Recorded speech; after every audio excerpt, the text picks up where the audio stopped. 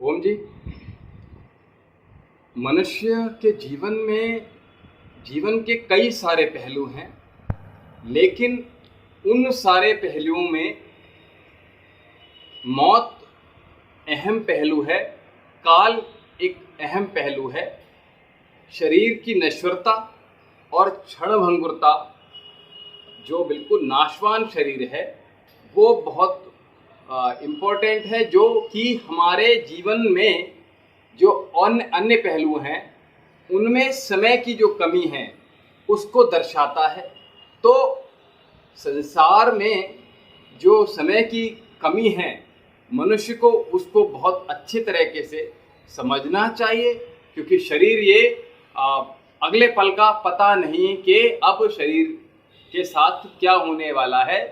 और ये पृथ्वी है, ये जंगल हैं, ये भूखंड हैं, जहाँ देखो आप वहाँ हर जगह लाशों के ढेर और उन लाशों की राख से पृथ्वी ये धरा भरी पड़ी है। जहाँ देखो वहाँ जीवों की लाश और उनकी राख, उनकी मिट्टी भरी पड़ी है।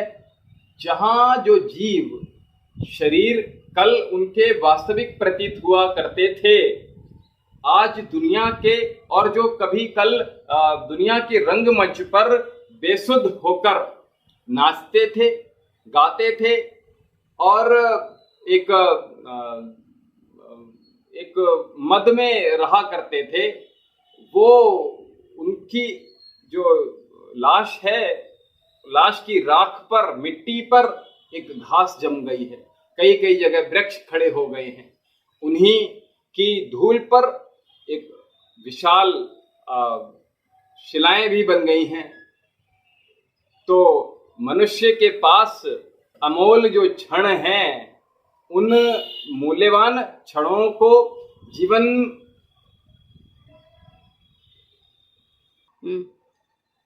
जीवन के ओछे पहलुओं में बर्बाद कर देता है मनुष्य। और कहो तो जीवन की जो प्रचुरता का समय था, जीवन की मौजूदगी के समय, जब जिंदगी चल रही थी, सांसें चल रही थी, शरीर चल रहा था, तो मनुष्य संसार के इस लुभावने संसार के जो लुभावने रंग हैं, उनमें बेहोश होकर अपने जीवन के मूल्य क्षणों को बर्बाद उसने कर दिया। उस वक्त संसार की तरफ उसका झुकाव था, और झुकाव किसी और जगह पर होता ही नहीं, क्योंकि संसार के सिवा झुकाव जो हो रहा है उसका इरादा दूसरा हो सकता है, उसका एम है, लक्ष्य है, वो दूसरा हो सकता है। तुम संसार को किस दृष्टि से देख रहे हो, इसी बात से तुम्हारी बेहोशी का और जागृत अवस्था दोनों का पता चलता है। क्योंकि संसार, रहना तो इस संसार में ही है, और कहते हैं कि जीना यहाँ, मरना यहाँ, इसके सिवा जाना कहाँ। तो इसके अतिरिक्त जीवन में के संदर्भ में दूसरी कोई सत्ता है भी तो नहीं, कोई सत्ता है नहीं। तो जो संसार में मनुष्य की आसक्ति का भाव है, ये डिसाइड करता है व्यक्ति के जीवंत और जो एक तरह से बेहोशी में जीना। ये दोनों, जीवंतता के साथ जीना और बेहोशी के साथ जीना, ये दोनों ये डिसाइड कर देता है कि व्यक्ति का जीवन किस आसक्ति भाव से भरा हुआ है। तो यही मनुष्य के जीवन की सार्थकता जो है वो प्रमाण बनकर उभर जाती है। जैसे इस संसार में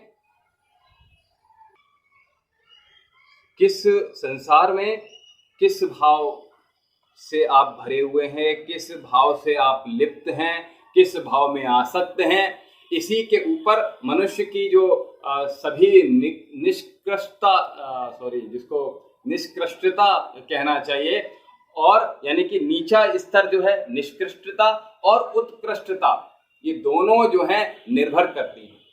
तो संसार में हमेशा कहता हूं कि संसार में रहना है तो संसार से विरक्त होकर रहो, यानी कि संसार की जो चीजें हैं उपभोग की, वो जरूरत के अनुसार होनी चाहिए। ये नहीं कि बिल्कुल बेहोशी के अनुसार आप भीड़ के साथ अपने बह जाओ। जैसे बाढ़, अभी आपने देखा होगा बाढ़ चल रही थी, तो बाढ़ में क्या था, पानी के बहाव के साथ ही कारें बह गई, मकान बह गए। ऐसे ही जीवन को ढहने नहीं देना है, बहने नहीं देना है। बेहोशी की हालत में अपने मन को, अपने मानस पटल को आपने स्थिर रखना है, शांत रखना है, प्रबल रहना है, जोश में रहना है। और जो संसार में आप बेहोशी के साथ के कारण जो जीवन में जीवंतता है, वो जीवन की ऊर्जा है, वो जीवन में जो विकृत आयाम हैं उनको देने में जो खर्च हो रही है, वहां से बचना चाहिए। तो जो लोग संसार के रंगमंच में बेहोशी की हालत में, इस नशे में चूर होकर, अहंकार से भरकर धन संपत्ति, लोभ, लालच, समृद्धि, यश, कीर्ति इत्यादि में लिप्त हो गए हैं, जो बिल्कुल हमारी तरह उन्हीं जो थे, जो जिनमें आज हम लिप्त हैं, है ना। और आप देखोगे इसमें न जाने कितने सिकंदर जैसे, देखो कितने सारे लोग, इतने इतने धनवान, इतने प्रतिष्ठित, सारे आज उनकी जो राख है, उनके लाश की जो राख है उस पर वृक्ष उगाए हैं। और आप देखोगे कि जो उनके व्यवहार जो थे वो हमारे ही तरह, जो हम जैसे बेहोशी में जी रहे हैं बिल्कुल वैसे ही जी रहे हैं। तो ये हमें विचार करना पड़ेगा कि हमारी जो इच्छाओं का सिलसिला है, हमारा इच्छाएं और उनकी जो मर चुके, उनकी इच्छाएं भोगीवादी ना हो, ऐसे वो लिप्त ना हो, वो हमारे ऊपर, हम अपने ऊपर इनको सर पर हावी ना होने दें। और अपनी हालत को बिल्कुल जो बद से बदतर होती जा रही है, उससे हमें बचना है। क्योंकि जो उनकी हालत थी, जो हमारे पहले जो लोग थे जो मर गए, बहुत ही सारे धनाढ्य इत्यादि थे, और जिनकी लाशों पर आज वृक्ष घास उग रही है, वो उनकी लाश जहाँ जलाई गई थी वहाँ धूल हो गई और शरीर की मिट्टी बन गई। और उस मिट्टी पर अगर मैं ये कहूँ सीधा सीधा कि कोई कुत्ता भी अपना जो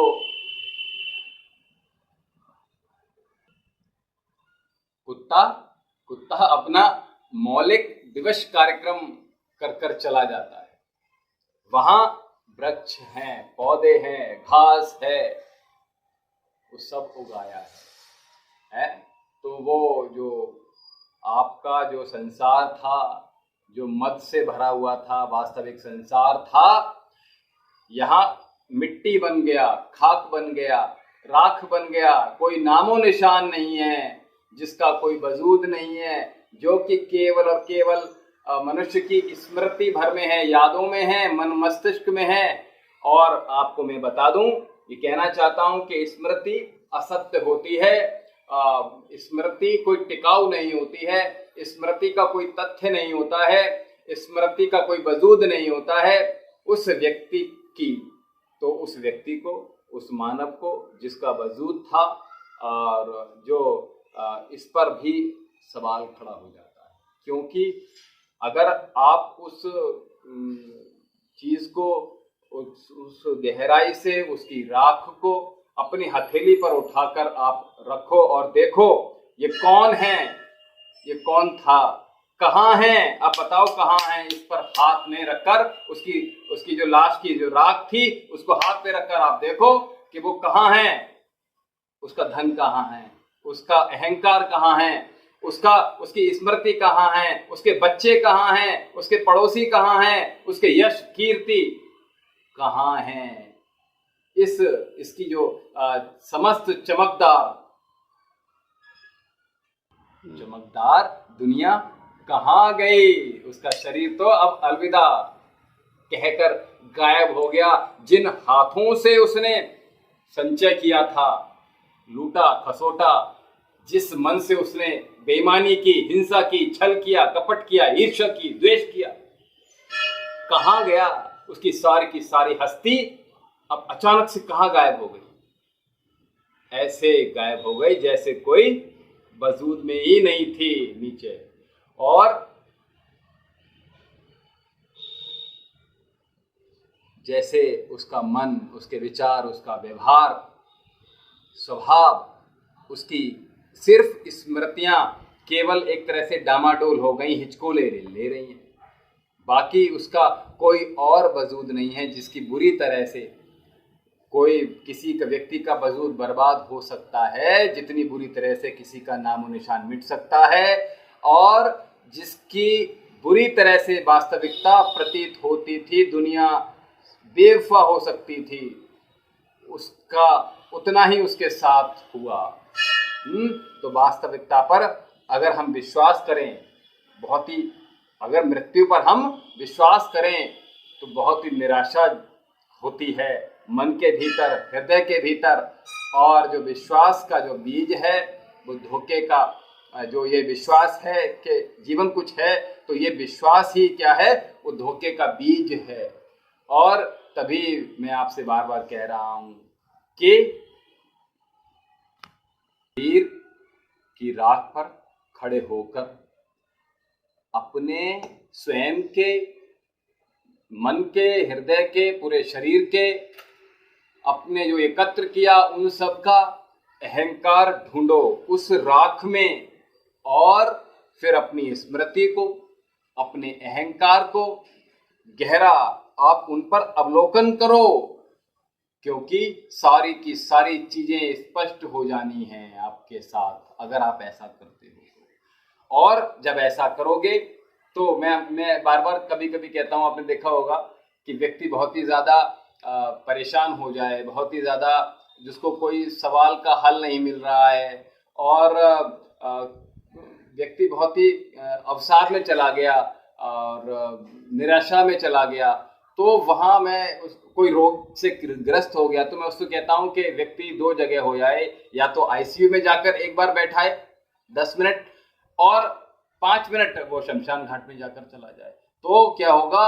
और अभी मैं आपसे कह रहा हूँ कि उसकी राख रख लो, तो राख रखते ही क्या होगा? आपका पुनर्जीवन हो जाएगा, आपका जो जीवन है वो जीवंत हो जाएगा। तो जो मनुष्य है, हमारे कबीरदास जी भी बार बार इस बात को कहते हैं, उन्होंने मृत्यु के ऊपर बहुत बार लिखा है, मृत्यु नश्वर, शरीर आपका नश्वर है, शरीर आपका है, नाशवान है।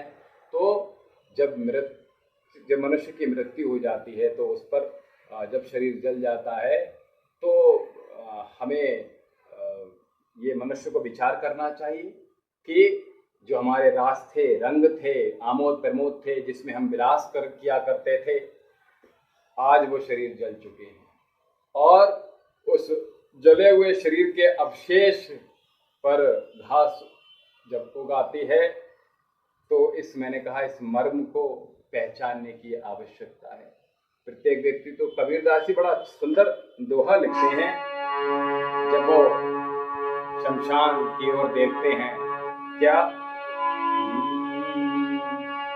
जंगल ढेरी राख कोई, जंगल ढेरी राख की, ऊपरे ऊपरी घास